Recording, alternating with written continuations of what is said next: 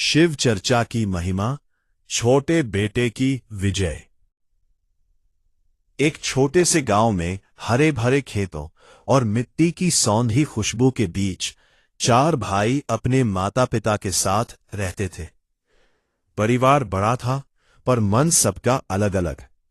समय बीता, चारों भाइयों की शादी हो गई, घर में चार बहुएं आ गई।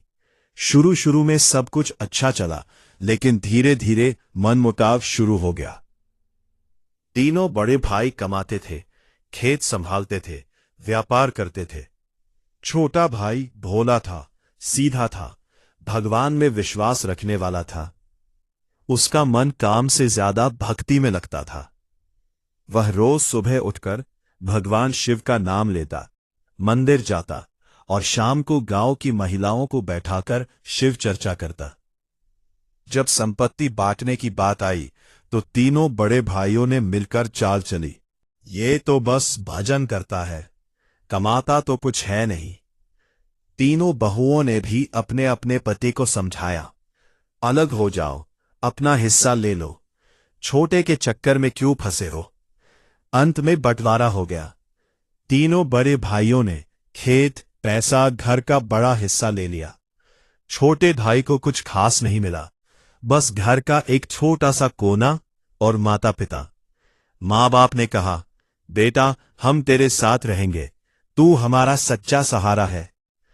छोटा भाई मुस्कुराया, माँ बापू मेरे पास भगवान शिव है, हमें किसी और चीज की जरूरत नहीं। कठिन दिन पर अटूट विश्वास। घर में तंगी रहने लगी, कभी दाल, कभी सिर्फ नमक रोटी। छोटी बहू भी सीधी सादी थी, उसने कभी शिकायत नहीं की। वह कहती, सुनिए जी, भगवान शिव सब देख रहे हैं, आप शिव चर्चा करते रहिए, सब ठीक होगा। छोटा भाई रोज शाम को अपने घर के आंगन में दीपक जलाता और कहता, भोलेनाथ की महिमा अनंत है, जो सच्चे मन से उनका नाम लेता है उसके जीवन का अंधेरा दूर होता है। धीरे धीरे गांव की कुछ महिलाएं आने लगी, दुख सुनाती। छोटा भाई उन्हें शिव की कथा सुनाता। वह कहता, शिव चर्चा का मतलब सिर्फ कहानी नहीं, यह विश्वास है, यह धैर्य है, यह घर को जोड़ने की शक्ति है। चमत्कार की शुरुआत। एक दिन गांव में भयंकर सूखा पड़ा।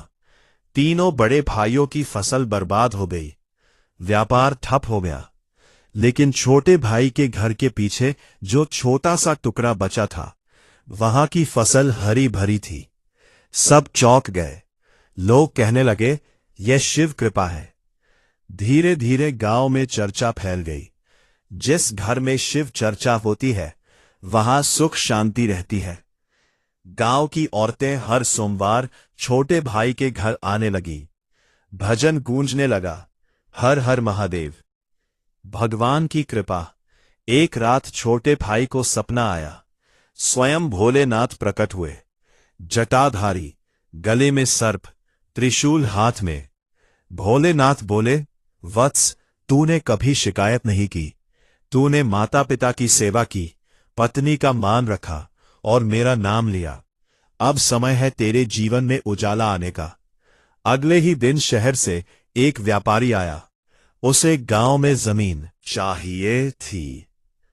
छोटे भाई की जमीन सबसे उपजाऊ निकली। व्यापारी ने अच्छा दाम दिया। धीरे धीरे छोटा भाई गांव का सबसे संपन्न व्यक्ति बन गया। उसने बड़ा घर बनाया, पर घमंड नहीं आया। सच्ची समृद्धि। अब उसके घर हर सोमवार शिव चर्चा होने लगी।